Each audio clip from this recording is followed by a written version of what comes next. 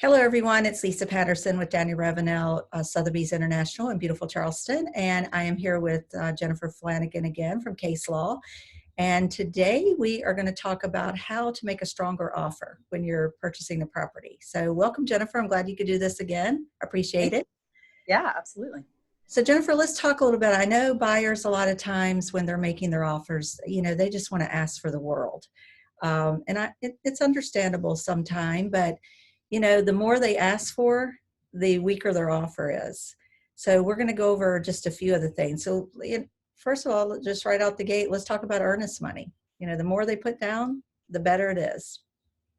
Absolutely. Yeah. So, if you have a house, and this is where your expertise will really will really direct and control things and really help. But when you see a house sitting on the market, it's been there for a year and a half, and you talk to the agent, nobody's putting any offers on there, and the agent says, just bring us something. That's an opportunity maybe where as a buyer, you can ask for a few more things, in a situation like that. But I've seen a lot lately, and Lisa, I don't know if you've seen this, but even amidst this pandemic, I've seen multiple offers on properties. I've seen bidding wars. I've seen, people having to put in offer after offer after offer because other people are putting in stronger offers or are getting there first. And so, I think it's really important to be aware of how you can strengthen your offer. Especially right now, because from what I'm hearing, inventory isn't that great. And buyers are getting outbid by other buyers. Yeah, we already had an inventory problem in Charleston going into this, and we, had less inventory for what buyers, the buyers that we had. We are seeing, I called for a client the other day, a property had just hit the market. It was a great property. They had 5 offers on it the first couple of days. Here in the office, we have properties we're having multiple offers on. So, and I know a lot of people think, well, I'm just going to wait because price is going to lower, I can get a deal. And that just doesn't happen in Charleston, as you know. And you're right. It doesn't typically happen in Charleston, and it's really not happening right now. No. And so, we'll talk about lots of ways that you can strengthen your offer. One of the ways you mentioned is your earnest money.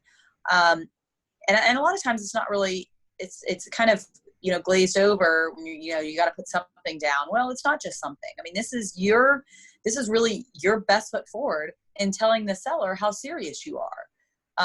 And I think putting more down absolutely will let the seller know that you are serious and that you are willing to put more skin in the game. And that you want to move forward. Now, obviously there's other contingencies. You're not bound by that. And you haven't inspected the property at this point or anything else, but you want to let the seller know you're serious. And so I think putting more down, and this is where your agent will be able to advise you as far as what that more means. Obviously it's dependent on the sales price primarily.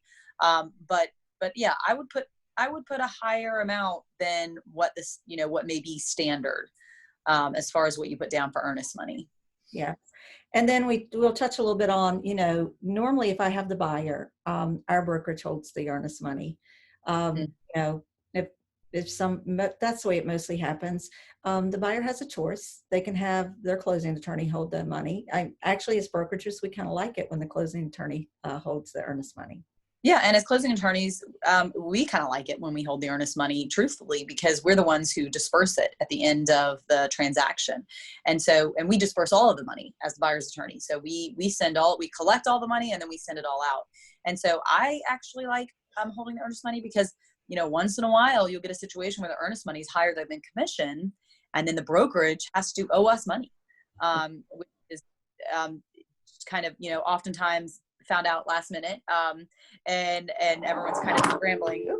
Everyone's kind of scrambling to get that wire over to us so we can balance. So we really we like holding the earnest money. So that's always an option, the buyer, and you can talk about that with your agent as far as who's going to hold the earnest money. But I would absolutely, to strengthen your offer, put a higher amount down.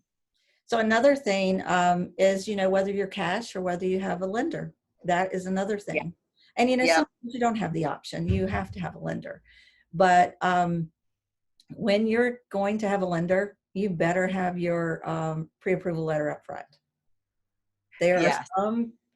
sometimes in the agent's notes, they will not accept an offer unless they have a pre-approval letter up front.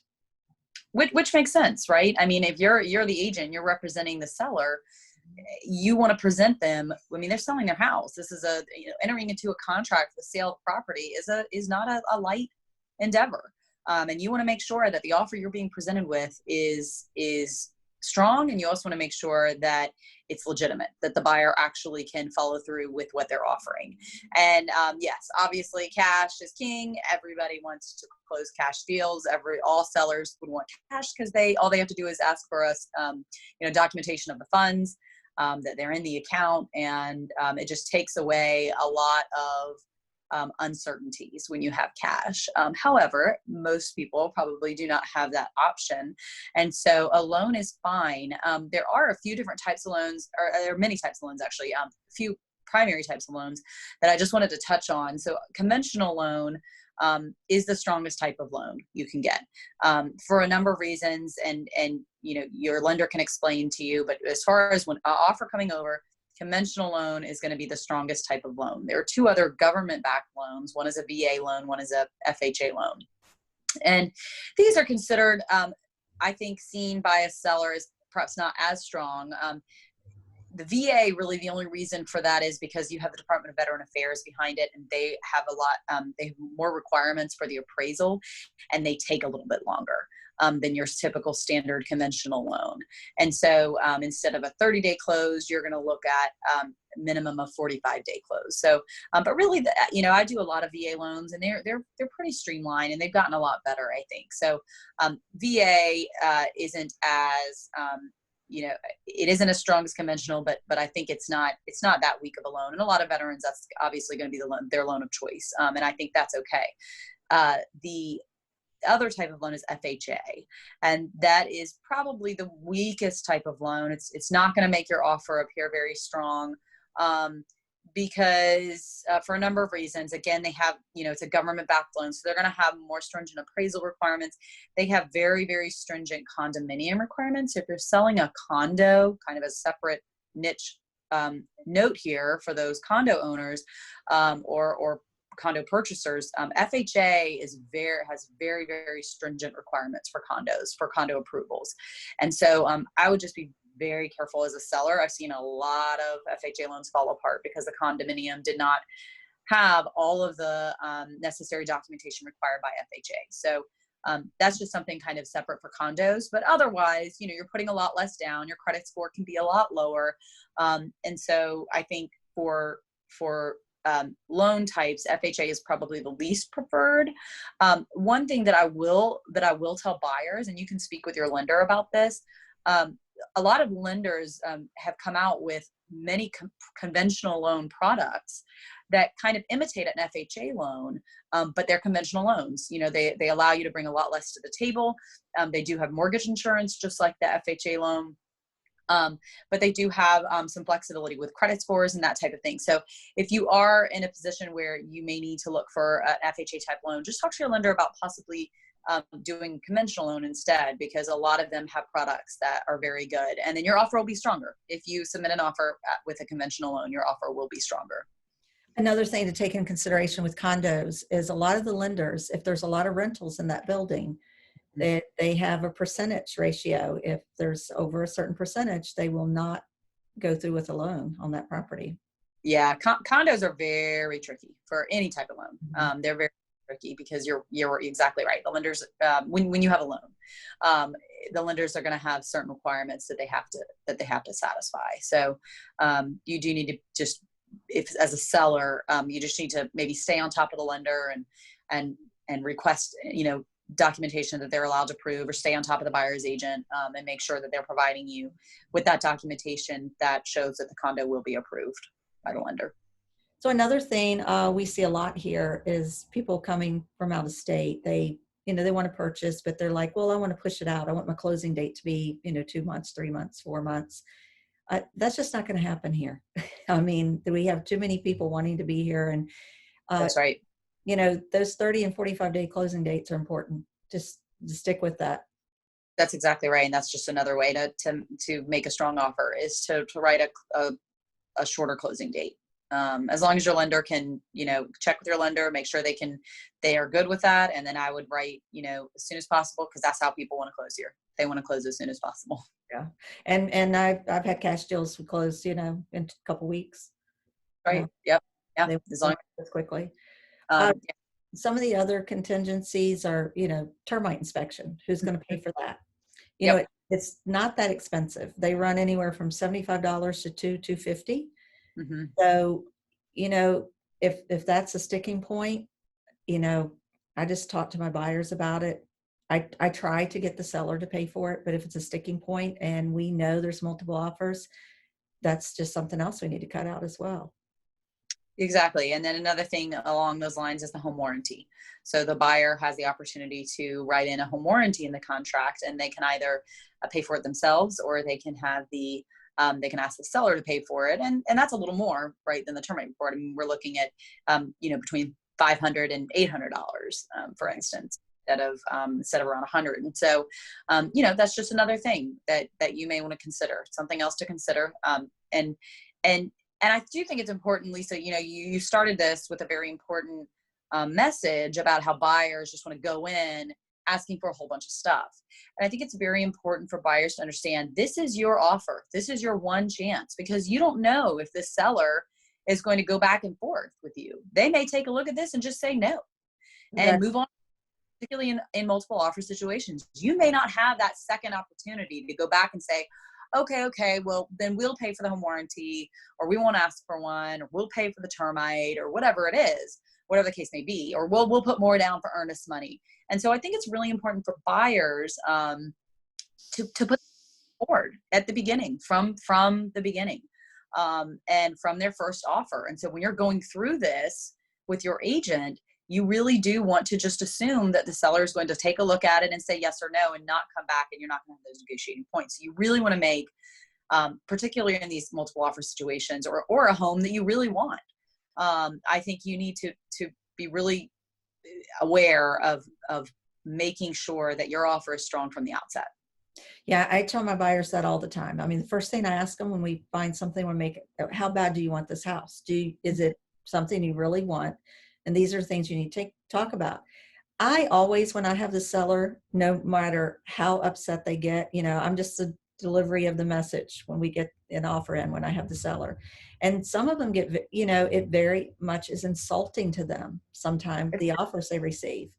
Yeah. And I always tell them, regardless of what it is, respond. But some people don't do that. I've never had a seller not respond, but I've been in situations where I've told my buyers, we really need to up their game. They don't want to.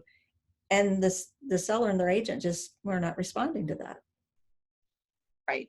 Exactly. And so I think you just need to be aware of that, and you're good to advise your sellers to respond every time. And I think that's the right thing to do, but you can't guarantee it as the buyer's agent. You don't know how the seller is going to react. And so I think it is important just to exactly ask the buyer, how much do you want this? And then go from there.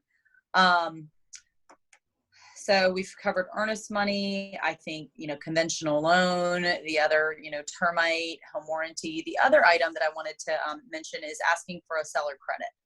So the contract gives an option for the buyer in their offer to ask for a closing cost credit from the seller. So this looks like, essentially a credit at closing. So it shows up on the settlement statement.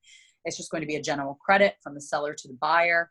And it happens a fair amount of the time. We'll see that. And sometimes it's asked for at the outset, and sometimes it's asked for during the repair, during the due diligence while inspections are being done. And then, a credit is negotiated in lieu of repairs.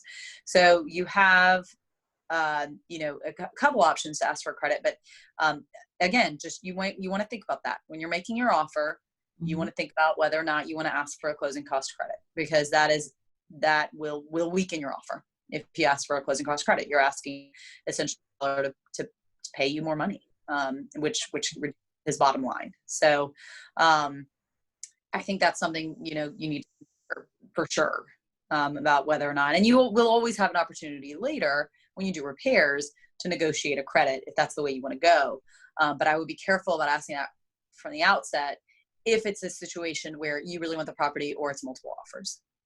And that goes back to when we talked about repair addendum and due diligence. And, you know, a lot of times when we get that repair list back, there's only really certain things you can ask for. Others are not included.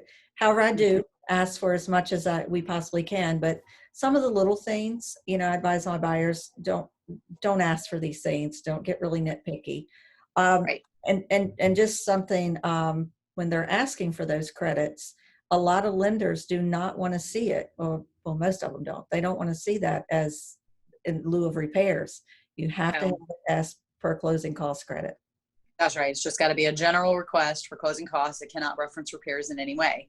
And while you mentioned the repair and due diligence, that is another way to strengthen your offer as a buyer. And I know we did in the earlier in an earlier episode, but just again to reiterate, you know, as a seller, your preference is the repair procedure because it limits the buyer's ability to get out of the contract. If you agree to the seller required repairs that are outlined in great detail in the contract, then the buyer has to proceed with the contract. It's not a get out of jail free card for the buyer, like the due diligence addendum. And so, so if you are a buyer and you want to write a strong offer, and I've seen this multiple offer situations, you know, hey, the seller has the upper hand in that case. They have multiple offers coming in, and I know agents, and I know you've done this.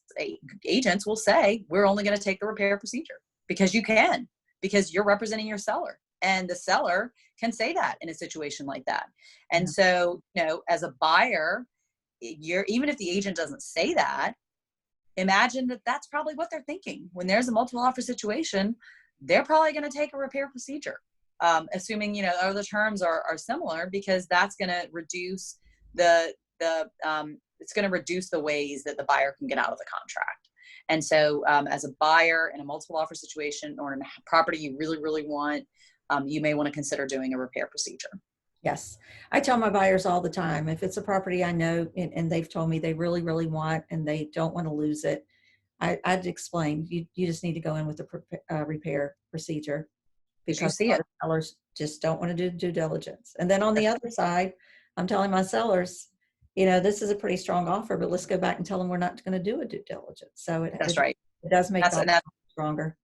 It does, and that's one of the big ways your offer can be stronger, I think, because again, it cuts down on the buyer's ability to get out of the contract, which is what the seller wants. The seller wants to lock the buyer in. They want to sell their house. Yeah, I when I'm seeing it most of the time, the earnest money and repair addendum are the two things that the sellers are looking for most of the time. That's the two big things. And and that makes sense. I can see that. I think we got a lot of information. I do. Yeah. I mean, I think that's, that really, you know, those are some great ways that you can strengthen your offer, I think. And get the house in Charleston that you want, that everyone wants to be here. That's right. Yeah. And that's true. I mean, and that's a good point, Lisa. I mean, you know, even times, I mean, this is Charleston. You kind of have to always have a strong offer here. You really, too many properties sitting around. Yeah, there's not a lot of inventory and everybody wants a piece of Charleston, and we're just fortunate and lucky that we get to live here every day. So, well, thanks, Jennifer. And until next time, and if anyone has any questions, they can contact myself or Jennifer at any time. We look forward to hearing from you. Thanks. Thanks. See you later. All right. Bye.